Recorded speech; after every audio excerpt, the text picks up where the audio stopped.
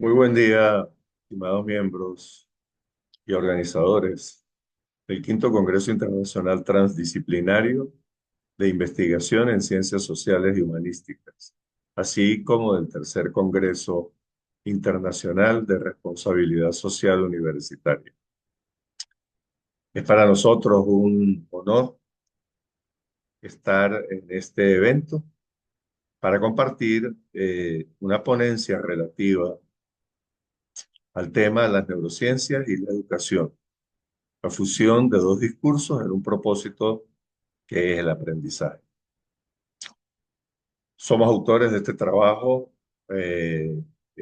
Rafael Labrador, mi persona, Ana Rita Delgado y Guzmari Méndez.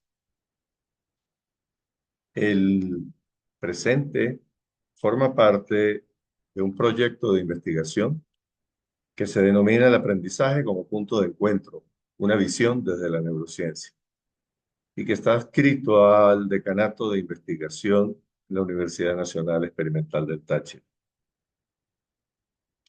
Esta investigación tiene como objetivos determinar las contribuciones que las neurociencias han entregado a diferentes comunidades profesionales, entre esas especialmente a la educación, en el caso específico del aprendizaje en el entorno escolar. Ese sería nuestro objetivo general.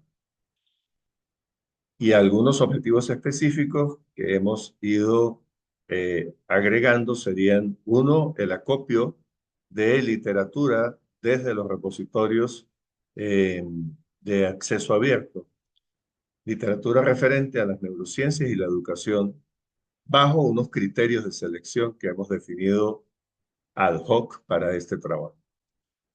El otro objetivo es identificar conceptos sobre aprendizaje que se derivan de las neurociencias. Otro sería identificar en los aportes que entregan las neurociencias aquellos que impactan a la educación, de cara a una posible revisión de los currículos de formación inicial docente, con el objeto de que involucren mm, contenidos relativos al funcionamiento cerebral en el proceso de aprendizaje. Finalmente, comprender la necesidad de un cierre de brecha epistemológica entre las neurociencias y la educación en beneficio de la calidad educativa. Nuestras unidades de análisis tienen la siguiente secuencia. Eh, Hemos buscado básicamente o hemos definido eh, entender la relación cerebro-mente y la relación conducta-aprendizaje que nos ha permitido la neurociencia desde su evolución. Detectar aquellos hallazgos de neurociencia que impactan la educación, eh, el conocimiento docente de los hallazgos neurocientíficos y la concepción del aprendizaje con base en la teoría neurocientífica.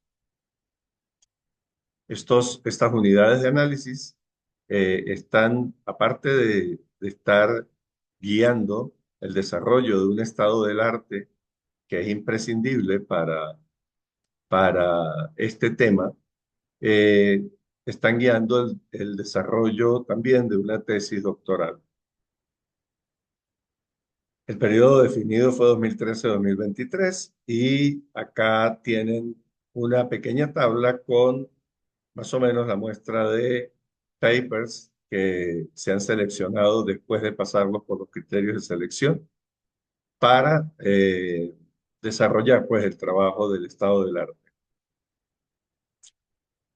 Bien, el primer elemento es la comprensión de las relaciones cerebro-mente y conducta-aprendizaje.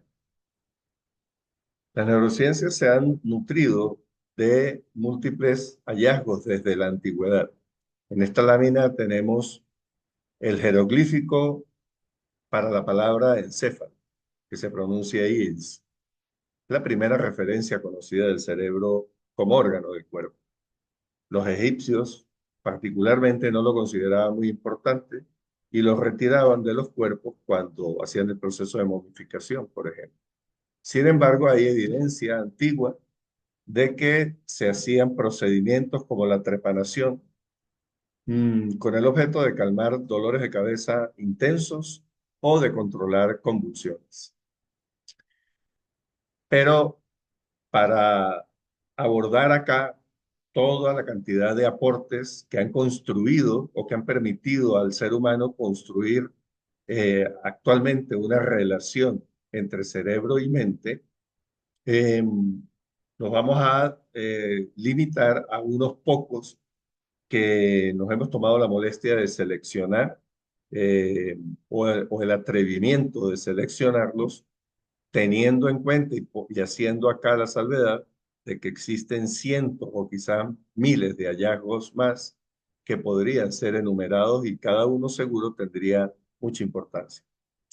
Sin embargo, como los más importantes tenemos desde el campo científico y biológico o biomédico, tenemos eh, el tejido nervioso cuando ya se define como una red de células delimitadas, puesto que antes no se consideraba que habían células nerviosas. Son Camilo Golgi y Ramón y Cajal quienes encuentran la manera de teñir estas células en muestras de tejido y ofrecer ese hallazgo, eh, más o menos al final del siglo XIX. Harrison, por su parte, encuentra o logra describir las dendritas y el axón de la neurona como continuaciones del cuerpo celular. Y además aporta el concepto del cono de crecimiento, un concepto que en su momento no se comprendió muy bien, pero que posteriormente fue uno de los que abrió la posibilidad de trabajar en lo que es la reparación de tejido nervioso. Antes de ellos, Galvani, al final del siglo XVIII, había definido el concepto de bioelectricidad a partir de sus experimentos y había encontrado que especialmente las células nerviosas y las células musculares eran productoras de electricidad. Por otra parte, desde la psicología, también tenemos, desde la psicología y la conducta, también tenemos hallazgos que han nutrido las teorías mediante las cuales la neurociencia aborda el estudio del tejido nervioso y del cerebro en particular. Se ha nutrido de los primeros estudios sobre la conducta humana aportados por los griegos, eh, y la filosofía, pues, que inicia eh, con estos aportes.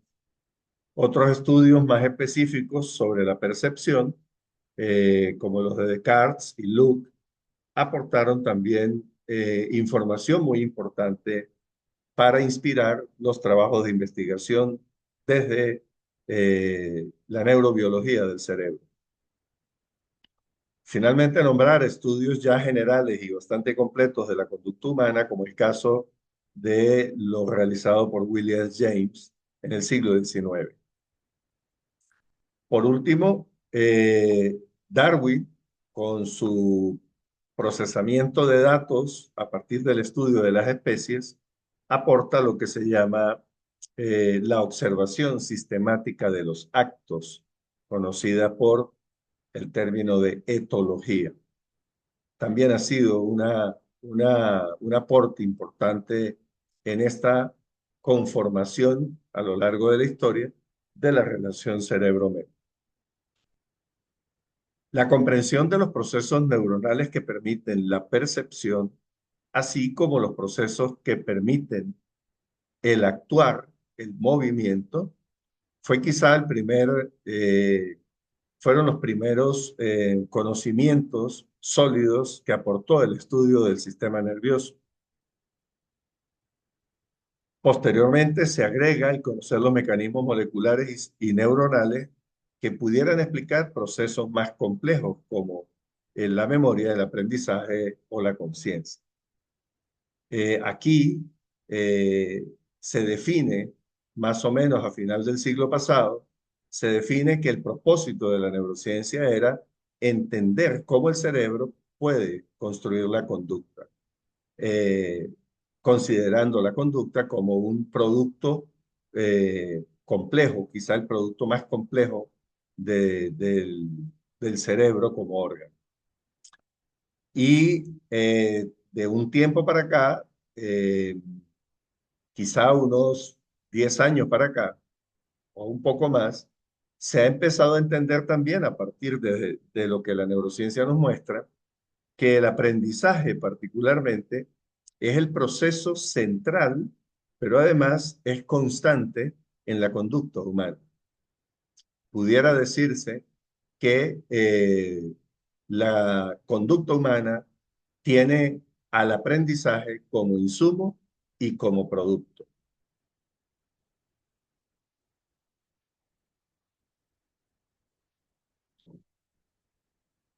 Algunos elementos que se consideran importantes dentro del proceso de aprendizaje y que se han considerado importantes en ese proceso desde hace mucho tiempo son la motivación y las emociones.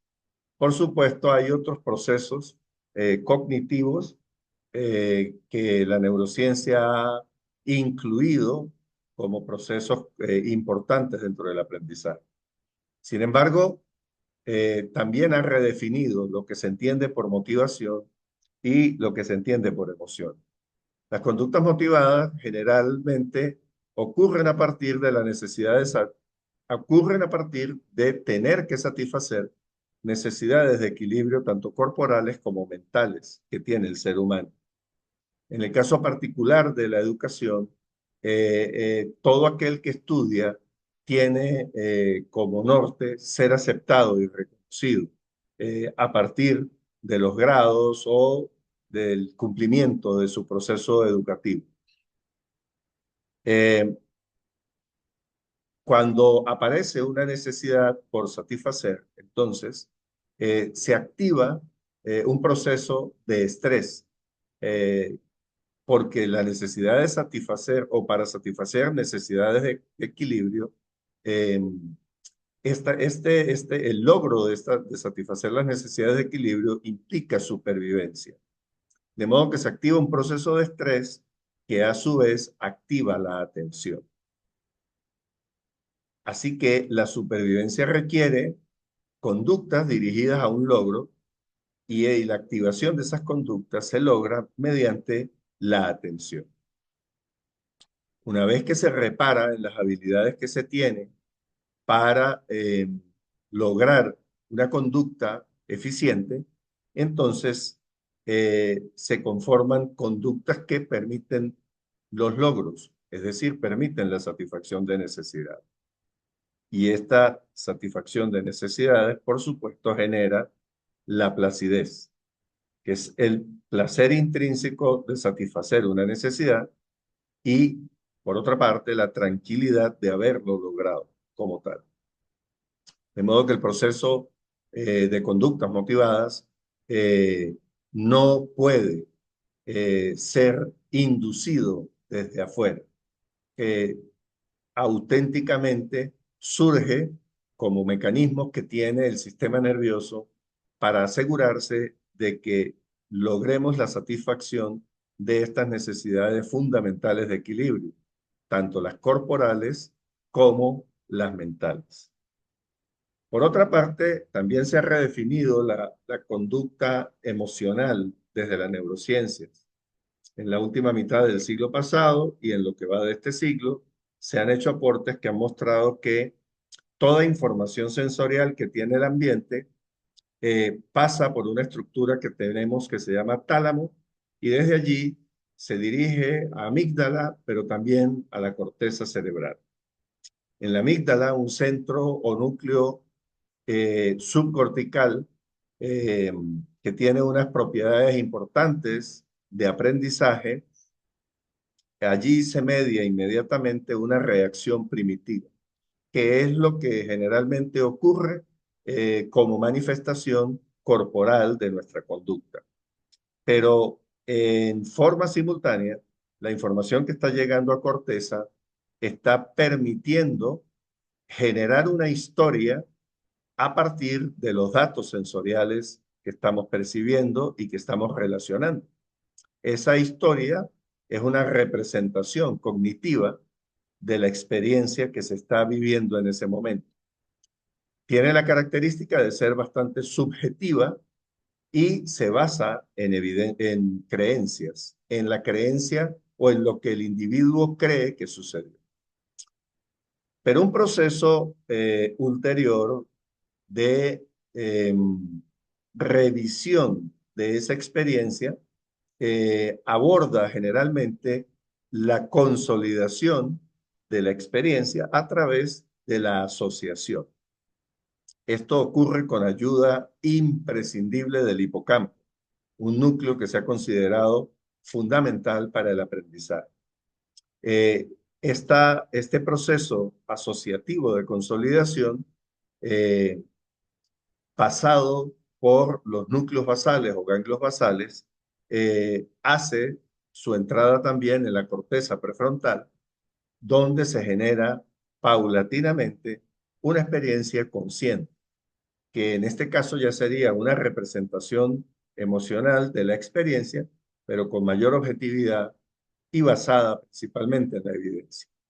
Como puede verse, el proceso de conductas motivadas y el proceso del pensamiento emocional eh, tienen componentes bastante nuevos, componentes que no están en un todo de acuerdo con una serie de mitos que se han manejado al respecto de la motivación y de las emociones a lo largo del tiempo.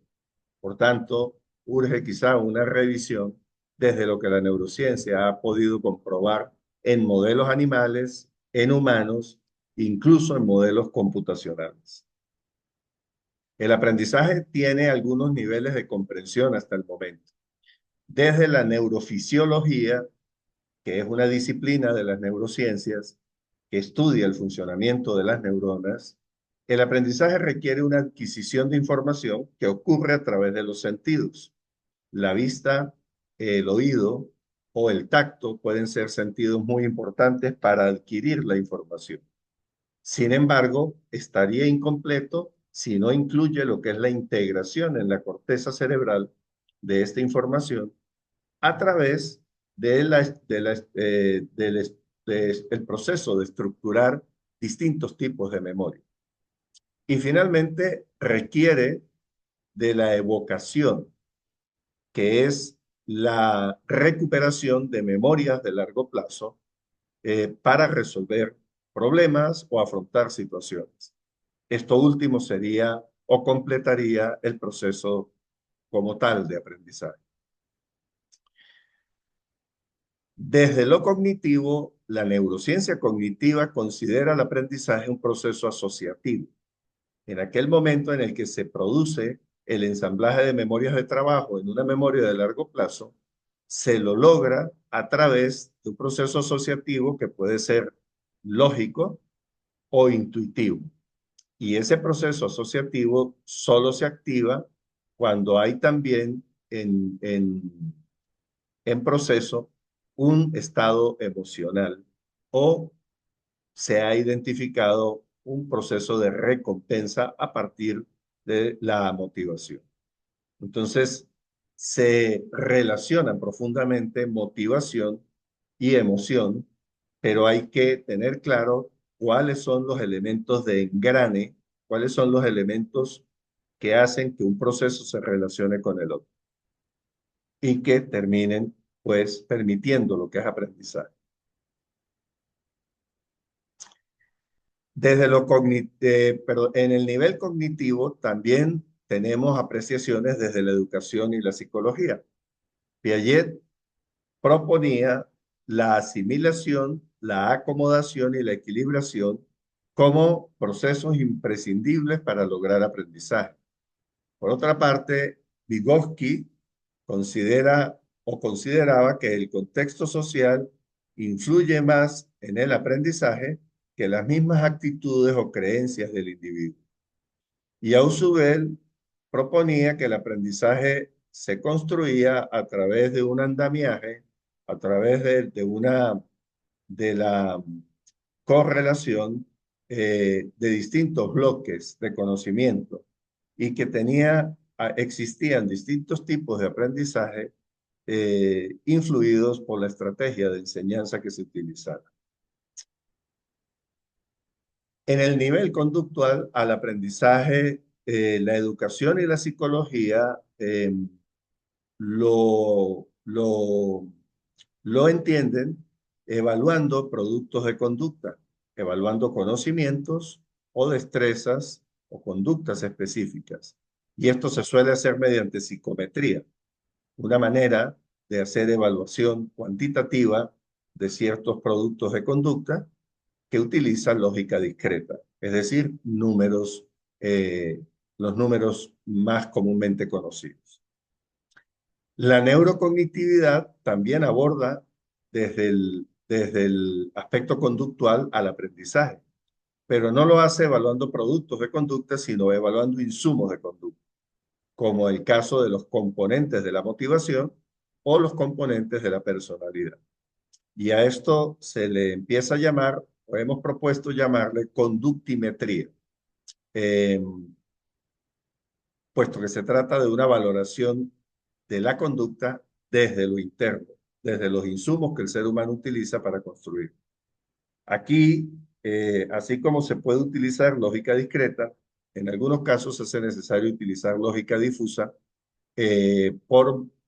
a causa pues, de la necesidad de comparar indicadores de distinta naturaleza. ¿Qué tenemos en este momento? Tenemos que lo cognitivo se lo considera un fenómeno, que al aprendizaje desde lo cognitivo se lo considera un fenómeno interpretable y desde lo conductual se lo considera un fenómeno medible o interpretable según qué área de conocimiento lo aborde. ¿Qué necesitamos? Necesitamos resignificar lo cognitivo desde las neurociencias mm, para poder transformar al aprendizaje en un proceso verificable. Y necesitamos comprender lo neurofisiológico desde las neurociencias para poder entender que el aprendizaje es un proceso neuronal verificado en estudio y, por lo tanto, también verificable. Finalizó entonces planteando una pregunta, ¿qué podría ser preferible, construir puentes o cerrar brechas entre neurociencia y educación? Nos hemos decantado por pensar que lo más conveniente, lo más productivo sería cerrar brechas epistemológicas en estos dos campos de conocimiento que permitan la instalación de estrategias didácticas más asertivas que permitan conducir de una manera más eficiente y más reproducible el aprendizaje en el ambiente de estudio. Muchas gracias.